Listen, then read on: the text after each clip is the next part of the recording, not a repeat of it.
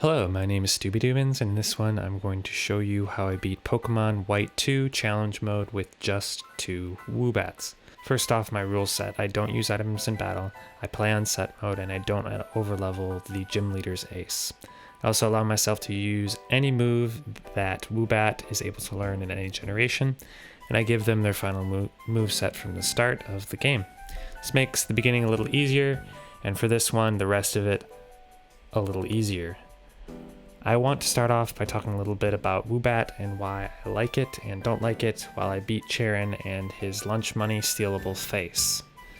First off, the reason I picked Woobat is they have my favorite ability, which is simple. The ability is shared by Nummel, Woobat, Swoobat, Bidoof, and Bibarel.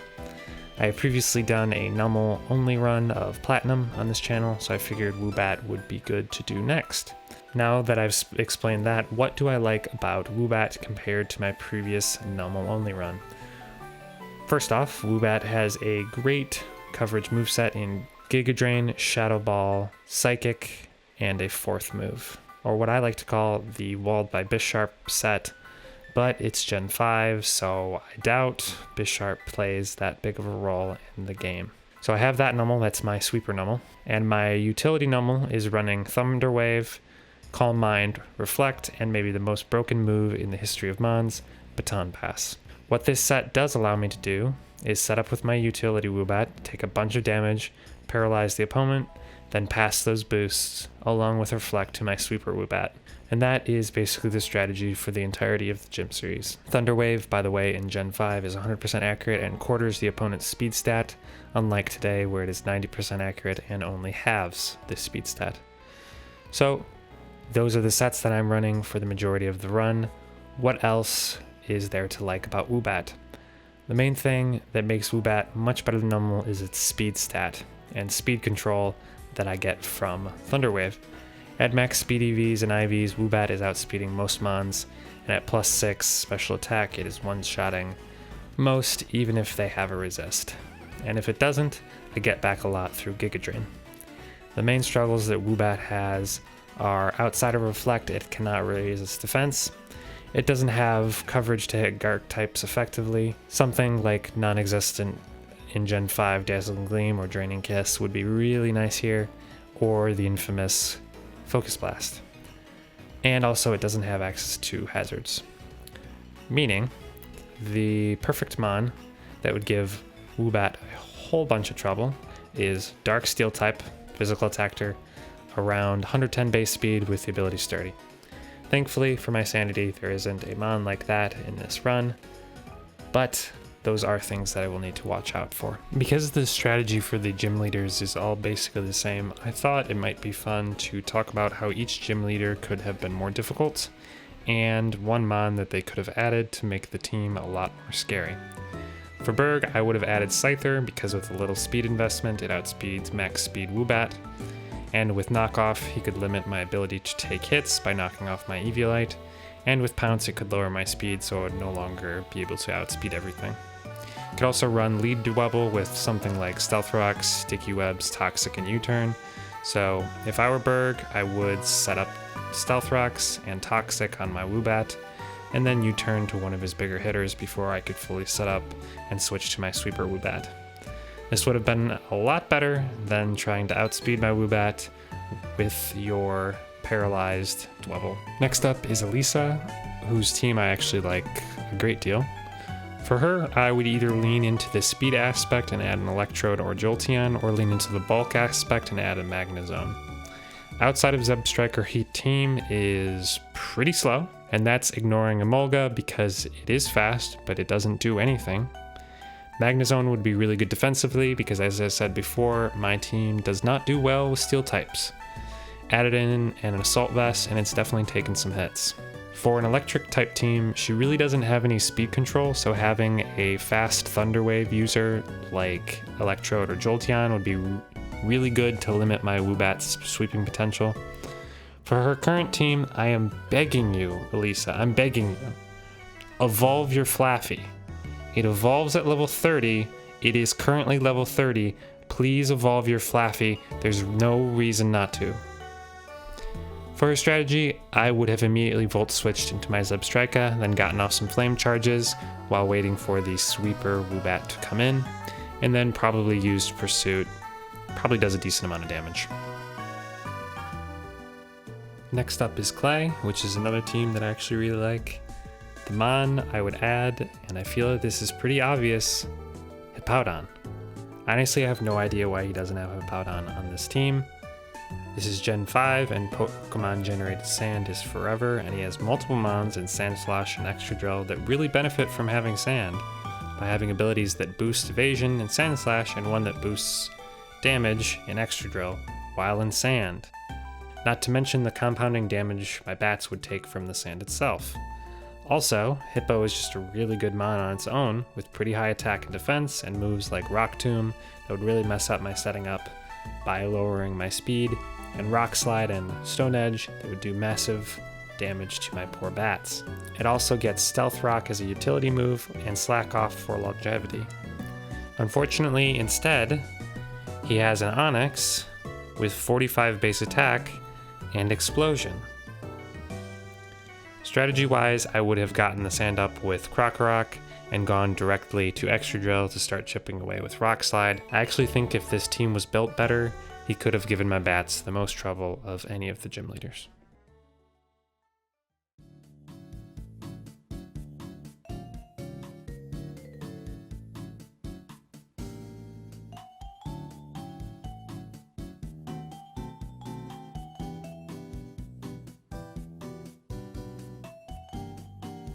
Next up is Skyla, and for her, I would actually go a different route and add lead Jumpluff to her team. The set I would choose for the Jumpluff is Light Screen, Sunspore, Leech Seed, and Memento, with Light Clay as an item. Jumpluff is pretty fast and would at least be able to get off a Light Screen, and then probably something else after that. This would basically block me from being able to set up on it because it could paralyze my Pokemon with Sunspore, then Leech Seed it, which does get passed via Baton Pass. Then Memento allows her to give me -4 special attack and switch into her setup Pokemon. I would then make Sigilith more of a setup mon with Calm Mind. I wouldn't be able to boost past her fast enough since Light Screen would still be up and she would be boosting her special defense continuously. My team really doesn't do well when put on a timer and really doesn't do well when they are slowed. For the current match, I really like her leading and Unaware Mon, but she doesn't really have a moveset to punish me setting up because I resist all moves other than acrobatics, and Swoobat isn't necessarily known as a great physical attacker. Honestly, I feel like her main issue is these bad movesets. She even has a sturdy Steel-type Mon, which I talked about struggling with, but it doesn't really have anything to hit that hard.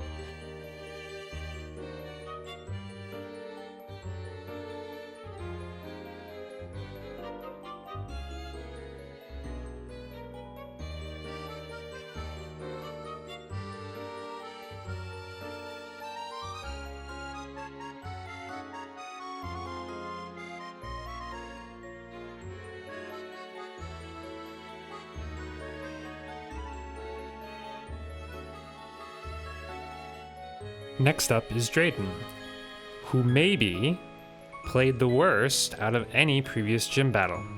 My man clicks a 4 times resisted Revenge turn 1.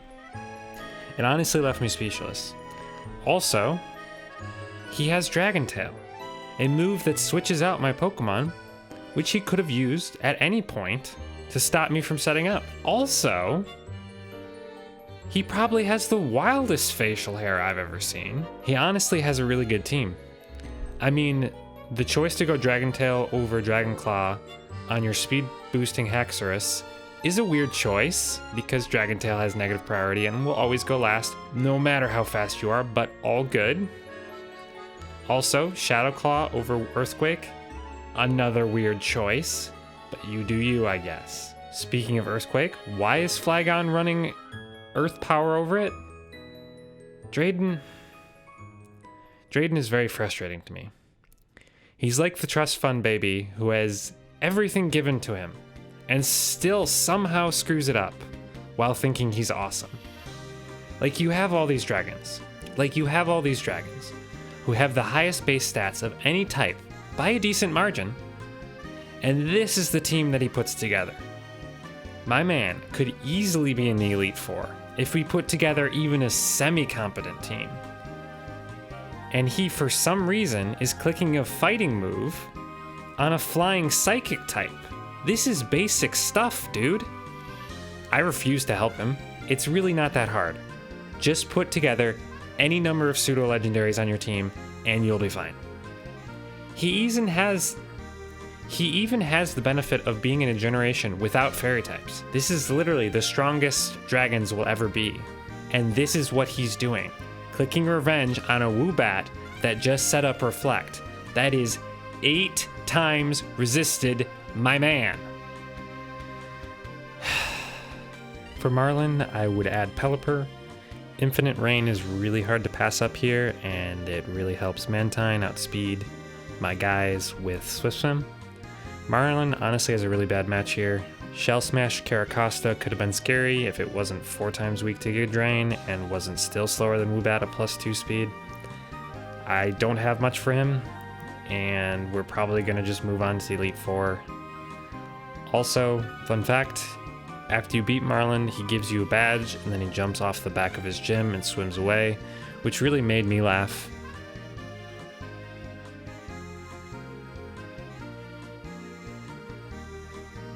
First up is Chantal. Her team has some cool tech with Flying Gem, Unburden, Acrobatics, Drifloon. She also has Scarf Chandelier, which should get off at least 1 hit on my bats. However, her lead Cofagrigus doesn't really do a whole much, so it makes it for simple setup fodder for my utility bat. She does end up getting lucky with multiple special defense drops from Shadow Ball, but it ends up not being enough. I really do like her team, and I think she could really benefit from adding Gengar, Mimikyu, or Dragapult. I also think it would have been much more difficult if she had switched Will-O-Wisp out for Toxic on her Cofagrigus. If I were her, I would have spammed Toxic until I batoned past to my Sweeper Bat and then let the Coffin go down, and then switched to my Gengar or Dragapult with Hex and done massive damage. I think she could have also benefited from having a fast physical ghost type, which is why I suggested Mimikyu. It could have gotten off a Shadow Claw and then had its disguise broken, and then have gotten off a Shadow Sneak. It would have definitely made the timing with Toxic more tight on my setup bat, because I would have had to set up Reflect, and depending on when the Mimikyu comes out, I would have to switch out my item for Light Clay too, which would allow me to survive much less hits.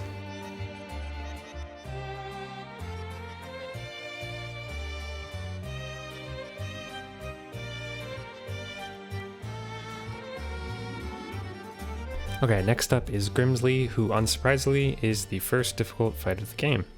Like I said at the start of the video, physical dark types give me trouble. Grimsley has a lot of those. He opens up with a Liepard with a normal gem Fake Out and Unburden. After the Fake Out, the Liepard outspeeds my bat, so I want to slow it down with Thunder Wave. In this gen, Thunder Wave cuts speed to 1/4, so I can outspeed after. I then must set up Reflect, which, as I have said previously, is my only way to boost my defense. From here, Liepard will spam Night Slash, which has a high critical hit ratio move, which goes through my Reflect. I have to hope I don't get crit while setting up. In this one, I run Nasty Plot over Calm Mind because Grimsley doesn't have any special attackers, and it is also faster to set up with. I have to get semi-lucky at this part and get 1 full Paralyze on the Liepard out of 3 chances. If I don't, my utility bat won't have enough health and will not be able to baton pass to my Sweeper Bat. Getting fully paralyzed is a 25% chance, so it's about a 60% chance that I get at least 1 full para, which I feel is decent odds. So like I said, I have to avoid a crit on 4 straight Night Slashes from the Liepard and then get 1 full para out of 3, so it's a bit of a luck-based strategy on my part, but not too bad. Thankfully, me and the bats are able to outspeed and one-shot the rest of the team, and we can tank home the win and move on to Caitlyn. This was legitimately a pretty difficult fight, so I'm not going to give too much advice to Grimsley, but maybe put Sucker Punch on your Bisharp, which, by the way, is a guaranteed one-shot on no defense, no HP Woobat. Next is Caitlyn, who we have a very good matchup against. She has 4 special attackers who are weak to Shadow Ball, and luckily my bat is really good at spamming Shadow Ball. The only scary part of this one is Life Orb Metagross with Bullet Punch, who, if they did get a crit, it would have one-shot my bat. That, and also Hypnosis on her Musharna, which does miss once, but hits the other one on my Sweeper Bat. Other than that, I use the same strategy I have always used. For her team, to make it better, I probably would have pulled out the Gita playbook and added Lead Opportunist Espathra. Opportunist copies any boosts that your Pokemon gets, so she could have massively boosted her Espathra along with my utility bat. Don't think this ends up doing much for her, because I would probably just set up her Nextmon instead of Espathra, but it is a fun tech that she could have pulled out. I would also add a Wobbuffet, because I love that goofy guy.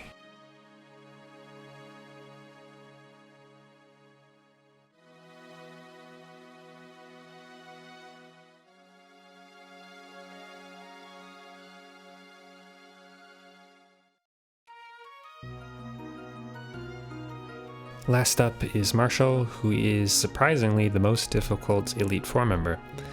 I have a 4 times resist against him, but here we are. For this fight, I actually lead with my Sweeper Woobat, the reason being because his lead throw has Rock Tomb, which gives me -2 speed. This -2 speed would be baton passed if I were to set up on it with my utility bat. At -2 speed, I'm getting outsped by most of his mons and wouldn't have enough HP to weather all of those hits. This is why I am leading with my Sweeper Bat and one-shotting his Throw and Conkeldurr after that.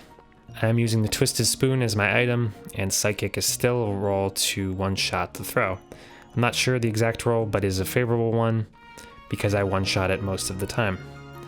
I could use Life Orb instead, but I end up losing too much health, and I can't get it back through Giga Drain because that doesn't one-shot anyone when my bat is unboosted. After the Throw and Conkeldurr comes out the Lucario, who I set up Light Screen and then switch to my Utility Bat. The Utility Bat needs to be able to take some hits, and if I don't set up Light Screen, it won't have enough HP to baton pass back to my Sweeper. While setting up on the Lucario, I get an unlucky defense drop from Shadow Ball. This will end up coming into play later. I also need to set up a Reflect with my Utility Bat because after Lucario, Sock comes out, and he has Sturdy and can one-shot my full HP bat with Rock Slide or Payback if I don't have a Reflect up. On the baton pass to my Sweeper Bat, I end up taking massive damage from Shadow Ball because of the previous defense drop. I also cannot get that HP back because Giga Drain doesn't one-shot the Lucario because they have been Calm Minding alongside me. After one-shotting the Lucario, the Sock comes out and is able to get me down to 5 HP. I'm able to get a decent amount of it back because he will full heal his Mon, allowing me to get another Giga Drain off. The Mienshao after outspeeds me and goes for Bounce, which ends up missing. Bounce at this range has a 50% chance to finish off my Sweeper Bat, so this was pretty lucky. But if the Lucario earlier hadn't got the special defense drop, I would have had even more health and would have been able to survive Bounce even if it had hit, so I'd argue the luck is about even. Next up is the champion Iris, who continues the trend of champions being pretty terrible outside of the GOAT Cynthia. For her, it's actually a pretty simple fix that would make her team 1000% better. Give Hydreigon Dark Pulse. She is running Dragon Pulse, Surf, Fire Blast, and Focus Miss. Seriously, what is she doing? If she replaces Surf with Dark Pulse, she also gets the added benefit of running Double Pulse, Double Blast moveset, which is pretty cool. With her spamming Dark Pulse rather than Dragon Pulse, she's doing about 2 times as much damage and has a 20% chance to flinch. That itself makes the fight a lot more difficult. The way she sets up her team makes me think she got a lot of Dragon advice from Drayden. The only thing remotely scary on this team is Focus, Sash, Haxorus. She Dragon Dances on the first turn, definitely outspeeds, and inexplicably heals her Haxorus on the second turn rather than attacking my bat. I think maybe she forgot how this Focus Sash works because my +6 Psychic is one-shotting 5 Haxoruses at this point. Again, I honestly don't know how she got into the position that she's in, because all she had to do was click Outrage, overhealing, and she wins. At +1, it definitely one-shots because it's a bat going against an ancient lizard monster.